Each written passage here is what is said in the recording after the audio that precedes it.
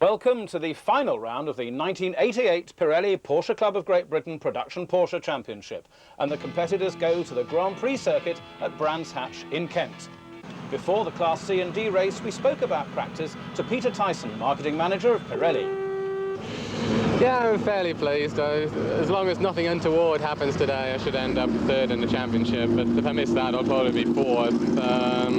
And I'm pretty pleased with that, considering, you know, I've got to look after all sorts of other things besides get on with the racing. So in Class C this year, are you thinking of maybe moving up next year? No, I think I'll stick with Class C. I've got a nice little car that's competitive. It doesn't need any money spent on it for another year. So I think discretion is the better part of valor. So what about your predictions for the overall winner of the championship here today? Well, I think it's going to be between Mike Pickup and Mickey Phillips, almost certainly. They're both on Pirelli, which has got to be good news. I think Mike Pickup's probably the favourite because he's ahead at this moment in time. But you know, anything can happen in a motor race, so you know, really it's wide open. It's a bit like a lottery. Nick, last round of the championship today, back at Brands Hatch. How are things going for you? Not very well. Got a bit of a cold. Tried to drive very steady into the first hairpin and went straight in the gravel. And thankfully, 25 beefy marshals lifted the car up and chucked me back on the track, or else that would have been my day over and done with. So, any damage to the car? No, it's just full of gravel. Well, sitting at the top of Class C at the moment with a good chance of taking the overall championship honours as well. How confident are you that you can be up there and win? Not very confident, really. First in class and second overall will do me fine. I think my Pickup's got too big a lead. It means me coming first, winning the fastest time, and him coming less than third, which I doubt he's going to do, unless he has an accident, and I wouldn't wish that on him anyway. Mike, last round of the Pirelli Porsche Championship, sitting pretty, possibly for overall championship honours. How are things going?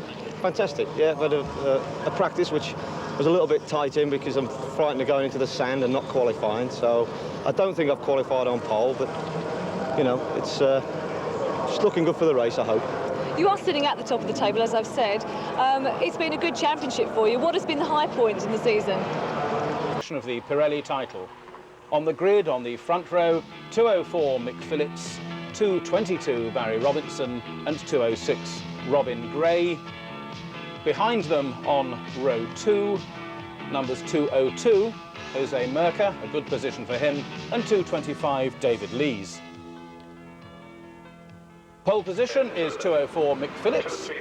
Looks as though he's got the gravel out of the car. In the middle of that row, Barry Robinson, who's been very quick, particularly at Birmingham this year, we remember him. And on the outside of that row, there's 206 Robin Gray, the former production sports car racer, returning to racing after a bit of a layoff this year. Jose Mercer, 202, is on the inside of row 2 in his left-hand drive 911. And alongside him, 225, that's David Lees in the Par Garage entry. In the background, 211, Peter Tyson on the outside of row 3, but the lights are already red, the engine notes rise, and as they flash to green, pole position man creates a lot of tyre smoke. That's Mick Phillips, and I don't think that's going to help him, because Barry Robinson from the middle of the front row has come storming up to take the lead as they go into Paddock Hill Bend for the first time. A 10-lap race on the 2.6-mile Brands Hatch Grand Prix circuit. Up to the right-handed hairpin at Druids.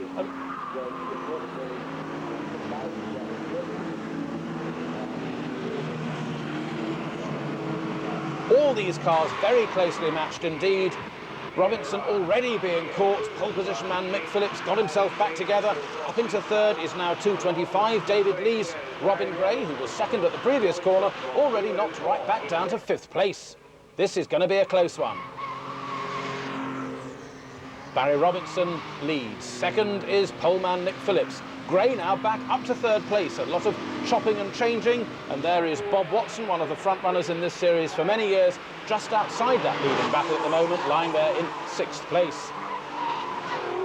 Through the new Dingledell complex at Brands Hatch, remodelled during last winter, where the cars go very light indeed.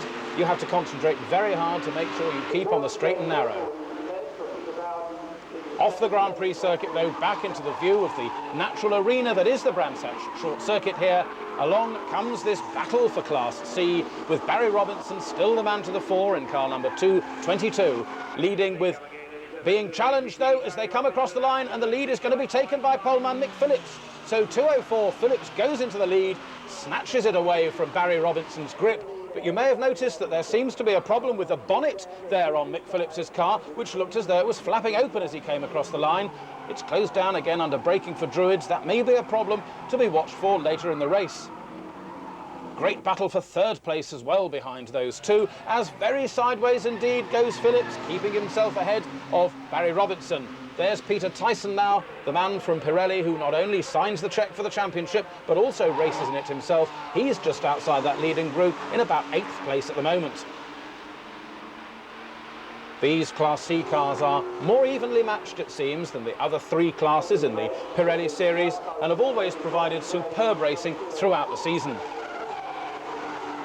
Barry Robinson, the early leader, now in 2nd place, but being challenged even for that 2nd place as they come up to the line to complete their 2nd lap.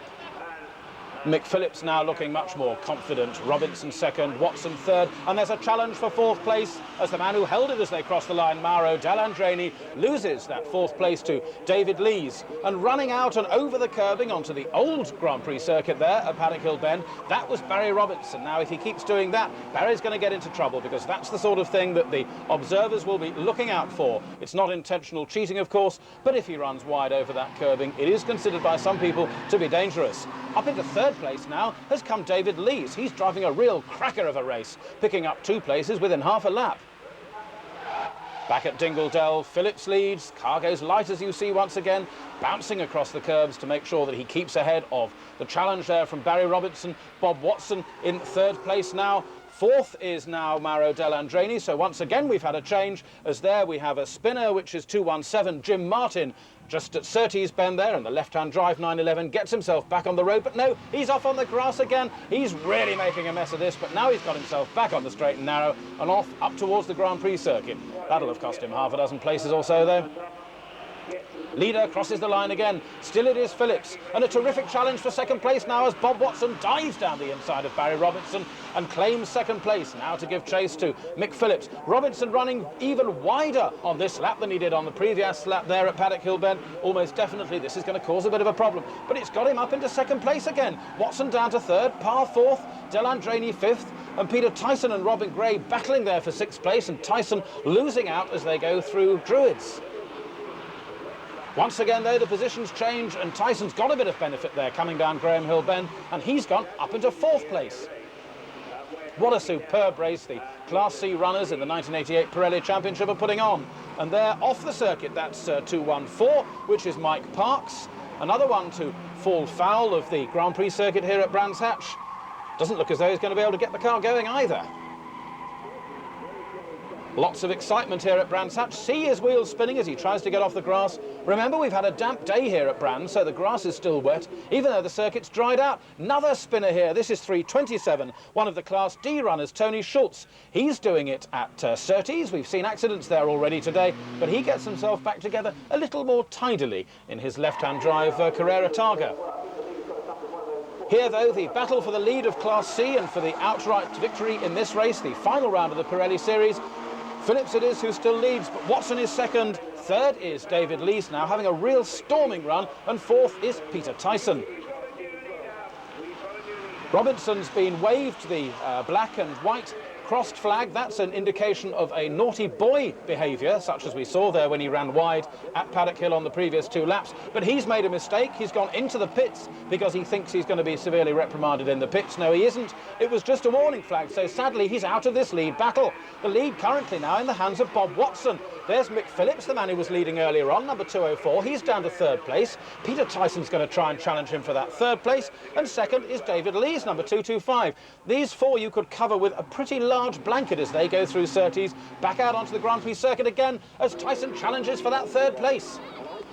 In the excitement of watching Class C, we'd nearly forgotten about Class D, and the lead has just changed there. The man who held it in the early laps, 302 Peter Bowden, lost out there at Druids to 301 Dave Lentil, but he's not going to give up easily, and he's challenging as they're going along Cooper Straight, approaching the left-hander at Surtees once again. Mike Pickup currently lies third in Class D, but cannot get onto terms with these two. But see what a strange line he takes there, 3:02, which is Peter Bowden as they go through Surtees. Can't understand a strange line like that, and it cost him dear. Well, here's the quartet battling for the lead, but no longer are they a quartet. They're now just a trio. Bob Watson, number 201, leading there, lapping one of the back markers as they go along the pit straight. 225 in second place in Class C is still David Lees, and third in the class now is Peter Tyson. So out of that terrific battle, we've lost Mickey Phillips. Well then, we've got problems galore for the front runners in Class C, but look what a superb battle they're putting on. Ducking for the inside as they come up towards Druid. This time goes David Lees, and Lees snatches the lead of Class C and the overall lead in this race. Bob Watson, however, in 2:01, fighting back as they come down Graham Hill, into Graham Hill Bend and along Cooper Straight. Now, though, the leader pulls out perhaps a couple of lengths advantage as they lap one of the much slower 924s there, and Bob Watson challenges on the inside at Surtees, can't quite get alongside, as once again, not for the first time in this race, 3:27, Tony Schultz is having a spinning time. This time, though, Schultz is having trouble getting his car started. There goes Barry Robertson past him, out of the points now after that visit to the pits. As into the pits goes Mick Phillips, the early leader in 2:04. Sadly, Phillips has got problems with his gears. Out of the car, good Lord, he's getting out of the car now, Tony Schultz, sprinting across the track. The marshals get him well out of the way into safety, but we're back with the leaders. And this time, Bob Watson, number 201, as they've been lapping the back markers, has been able to make good use of them, and he's pulled out something of an advantage. The most comfortable lead anyone has so far had in this final round of the Class C battle in the 1988 Pirelli production Porsche series. There, onto his last lap then, goes the leader, number 201, Bob Watson, and it looks as though he's going to have few problems. The marshals at Brands Hatch have got one or two problems, like moving recalcitrant motor cars out of the way. This is the Tony Schultz cabriolet, which is being moved back to a position of safety. Down Graham Hill for the last time goes race leader Bob Watson. His advantage a comfortable one now as we look back briefly at Class D to see that 3:01 Dave Lentil is back in the lead of Class D, having reclaimed it from Peter Bowden in the 924, to whom he had lost it a few laps ago. Bob Watson in second place, 2:25 still David Lees. But under the bridge and through Clark Curve for the final time comes the man who, after such a terrific battle in the early laps of this final round, dominated the race. Number 201, Bob Watson. Second place from his second row grid position is David Lees. There's the checkered flag, acknowledged by the race winner Watson. Lees crosses the line in a lonely second place. Third is 210 Mauro Del Aldreni, but there's a terrific battle for fourth just as they come to the line. Robin Gray snatching that fourth place from Peter Tyson. In Class D, a relatively comfortable win there for 3:01 Dave Lentil in his 911, with 3:02 second the 924 of Peter Bowden. Third in that class, 3:11 Mike Pickup. Confirmation of the result: first 2:01 Bob Watson, second 2:25 David Lees, third 2:10 Mauro Andreni, and the Class D winner 3:01 Dave Lentil. A lap of honour then for the front runners in the exciting final round of the Pirelli Porsche series. Afterwards, we spoke to the 1988 Class D and outright champion Mike Pickup.